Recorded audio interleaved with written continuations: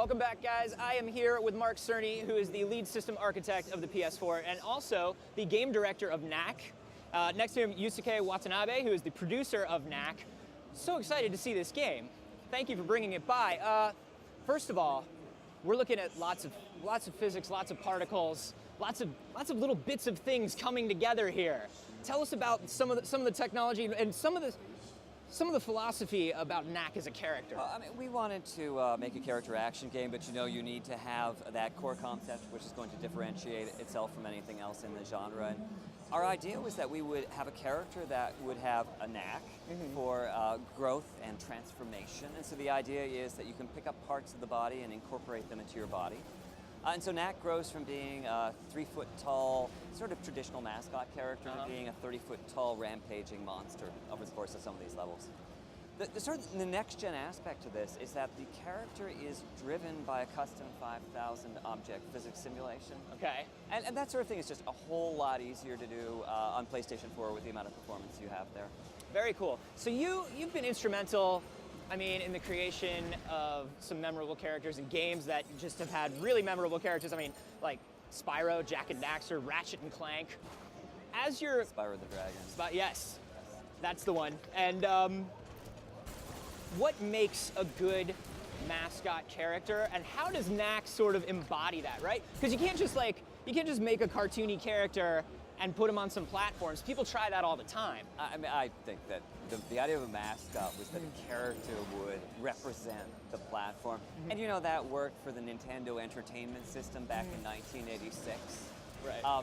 But I think the last system where there was any serious discussion of whether there was a mascot or not was PlayStation 1. And in fact, we decided we weren't going to have a mascot for that the games would be the games and the hardware would be the hardware.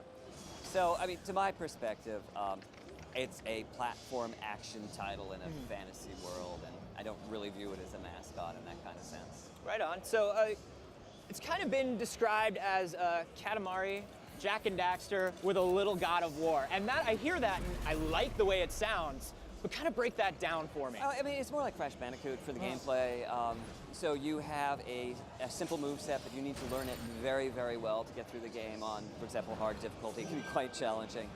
What did we just pick up there? So these are special items. They're randomized. These treasure chests contain something. For example, that's a part of a gadget that can help you in your quest.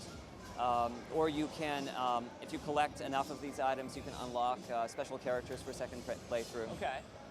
Anyway, I was saying Crash Bandicoot in one sense, Katamari Damacy because you get so large, God of War because we're using that kind of approach with the camera, and also the right stick is a dodge, just like God of War. A little bit of those three. Very cool. So, as you're getting larger and smaller, how are levels changing? So, each level has a little bit different take on the gameplay. There's levels where you get larger very slowly, like this level you're repelling a invasion of goblins, and it takes about 30 minutes. You grow in size from the little guy to the big guy. Other levels, maybe you're picking up icicles, so you get big very fast, but then you might go out in the sun and get melted back down to size. Okay. There's a level where you pick up a transparent parts, and so you can drop your regular parts and go through security systems without triggering them and the like. We're just exploring all the different places that this gameplay can go. Excellent. And I love levels like this one too, where you, as you're growing, you get that sense of scale, and all of a sudden you're just towering over this thing that was an obstacle to you like 2 minutes ago, and there's just like a really good feeling about that. That's the Katamari feel. So here's where you're getting transparent, and you can go through the security beams without taking damage. In this level, you can transform between your regular character and this almost invisible, we call him Stealth Knack. Okay, and are there pros and cons to like being Stealth Knack as opposed to regular? Stealth Knack is tiny. You can see that here, and so he's kind of weak. You can fight as him. Sometimes it makes sense if there's laser beams in the room with you that if you touch them, you die as regular Knack. But for the most part, you'll play just as it's being played right here as you turn into Stealth Knack and go through security systems, go places the larger character can. Very cool. And are there other forms to Knack that we're going to see as well? Yeah, I mean, we're just, every stage of the game, we're trying to take it in a different direction. We should probably ask Watanabe-san if he has any thoughts about. Oh, yeah. Is that fine? 言いたいことありますか？はい。まずはグラフィックで言うと、温かみがあって柔らかさをもうどのように表現するかっていうところでライティングには非常にこだわった絵作りをしました。でまたゲームプレイについてもその直感的な敵とのコミュニケーションをすごく大事にゲームをデザインしました。それは例えばゴブリンが走ってきて剣を振り上げて振り下ろすっていうすごい簡単な動作をユーザーが覚えて隙をついて攻撃する、どれをとってもすごく馴染みがやすい、ゲームにはなっているのでどなたにでも楽しんでいただけるゲームになっていると思います。 He says it's a fun game. Wow. Well, there you go. So, objective. This game is being done in Tokyo. So we have a lot of teams, people from some famous projects like Shadow of the Colossus. And one of the things that Watanabe-san is saying is that we've tried to have that same kind of soft world feel. In fact, we have the lead background artist from Shadow of the Colossus has been doing our look here. So it's a very warm and welcoming feel to the world that you're in. For the gameplay, Watanabe-san was saying that what you're doing is, the gameplay is about sort of the intuitive relationship between the player and the enemies and how you're going to go after that enemy. It's not something that you intellectualize as much as you feel what its attacks are, how you get around it. He's calling it communication between you and the enemy. That's the basis of the gameplay. And can you or Watanabe-san, can you kind of elaborate on that maybe as we're looking at these enemies here? Sure. Well, I mean, you have there's a couple super moves where you're picking up those yellow crystals, the sunstones. But usually what you're doing is you're using a 3-punch combo and a jump attack to take out the enemies. But the enemies, particularly on the higher difficulty settings, have very narrow windows when you can attack them. Or they may have attacks where you're going to have to dodge or be hit. And when you get to several enemies, it gets geometrically more complex. Which enemy attack do you respond to? How do you get at that enemy? Of course, right now it's just using a super move and wiping them all out. But in most of these setups, you have to start thinking what order, how are you going to do it? There's about 100 enemy types in the game that you see. So, and I can picture between mixing and matching those and mixing and matching different environmental hazards and different forms to Knack and sizes. Yes. You really come up with really kind of a deep. It's an action thing, but there's a real thinking kind of puzzly element to it as well in a way. Yes, yes. It was not really a traditional puzzle. It's that, as Watanabe-san was saying, the communication. So the build we brought for E3 is just 4 little parts of the game. They're each about 3 minutes long. Now we're in ice caves. So this is what you were talking about, where you're picking up these elemental things very quickly. That's right. This is a kind of armor. I mean, story-wise, the goblins have invaded the human territory, and somehow they've picked up very sophisticated weapons like tanks and planes. And your mission is to find out where they came from and how to stop them. A expedition is formed to do that. The doctor that invented Knack is there. Knack is there as well. There's a couple other characters. Here Knack is by himself and is in these ice caves. You got a couple different goblin types coming up here. When you're big, your attacks are very strong. But as soon as you get hit a little bit, you get down to regular size and start having to be very careful not to get damaged. Cool. Yeah, just talk us through this part while we watch it, because well, okay, another secret room. There's a couple hundred hidden in the game.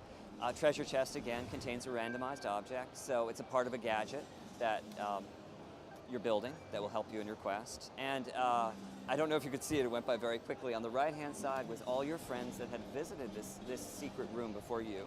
Oh, nice. And if you want to, you don't have to get the item that was in that treasure chest when you opened it. It's randomized. You can get one of the items that your friends picked up there. Which means if you're trying to build a collection of all the parts so you can construct the gadget, it's very helpful to have friends who are playing the game alongside of you. I would imagine, especially with the video sharing capabilities of the PS4 as well. Hey, where did you find this? Oh, here you go. Yeah. They're randomized. Oh, okay. So you can say where the secret room was, but as far as what comes out, there's about 40 different things that can come out, and some of them allow you to build these gadgets, like the right now. That's a combo meter in the lower right-hand side. If Knack can damage enemies 8 times without getting damaged himself, his attacks step up in power, and you can do that a couple times. The other type of thing you can collect, we're calling them crystal relics. If you get a set of them, like 20 or 40 of them, then you can replay the game as a different character. Oh, nice. So Vampire Knack, or some character which has it is Knack, but it's also a different set of abilities. Very cool. What was the, I saw the R stick come up in a couple different contexts here. Can you tell me when that happened? So that's a dodge, and it's just a very fast enemy attack, which is almost impossible to dodge without hitting the stick, and it's just a cue. Okay, cool. And so now we're giant. Yes. This is great. So this is the continuation of the first level that we were looking at. This is, it's about 45 minutes start to finish, and Knack goes, as I said, from being 3 foot tall to being about 30 foot tall here. Now we're at maybe 20 feet tall. This very tough goblin in a powered suit here, you can now take him out with one punch.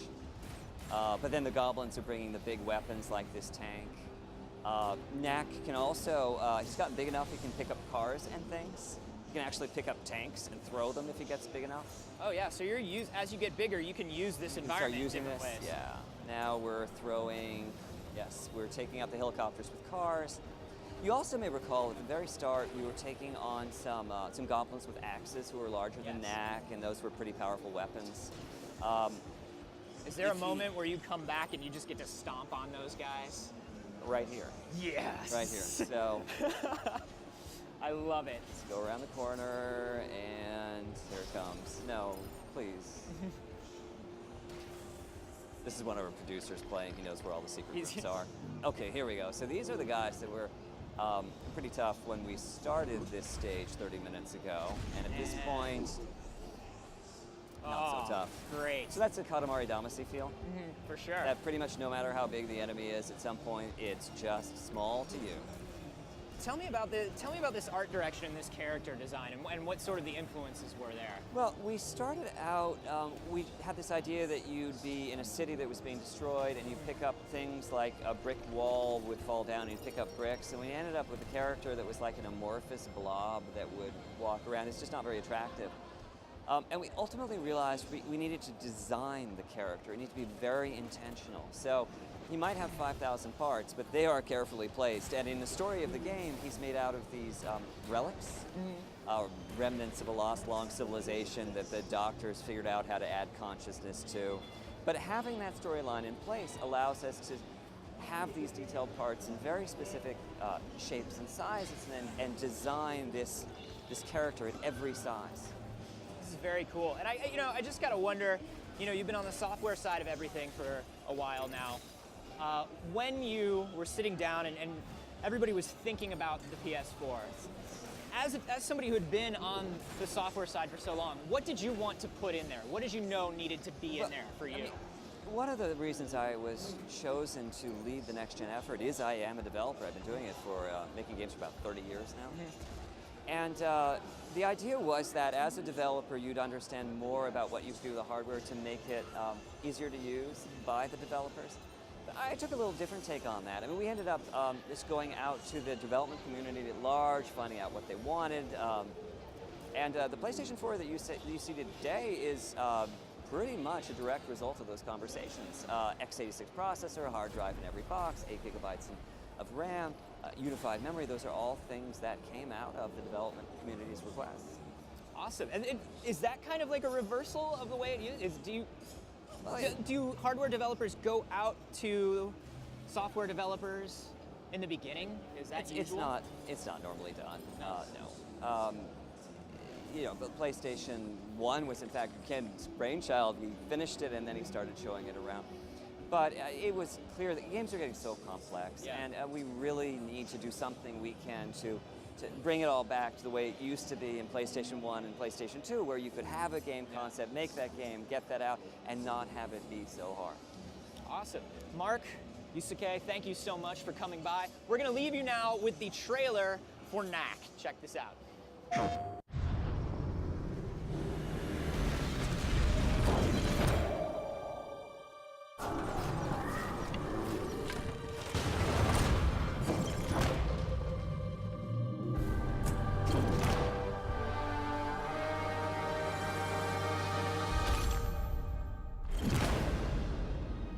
He will be invaluable in the fight against the goblins.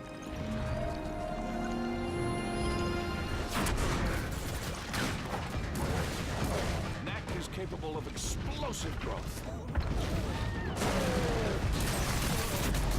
We found the goblin hideout.